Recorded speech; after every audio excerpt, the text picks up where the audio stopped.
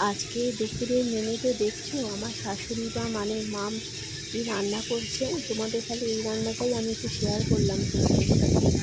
ডাঁটা আলু পোস্ত।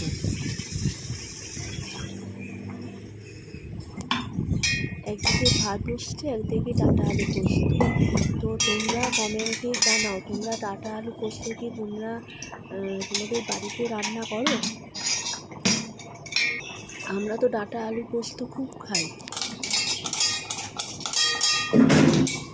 বাবা, আরে কি হলো, কেরাটা পড়ে গেল।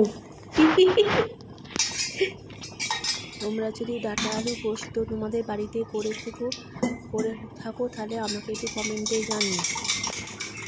এই দেখো কি সুন্দর রং হয়েছে, দেখে তো দেখেই জানবো যে খেতে ইচ্ছা করছে। তো যাই হোক, সন্ধ্যেবেলা আমি একটু বাজারে চলে গেছিলাম, আমি আর বাবাই। কালকে নিঃস্বস্তি একটু ঠাকুরের ফল টল কিনতে গিয়েছিলাম, সেটাই তোমাদের সাথে মোমবাতি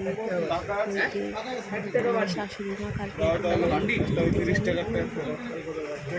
সেই পর্যন্ত। টাটা।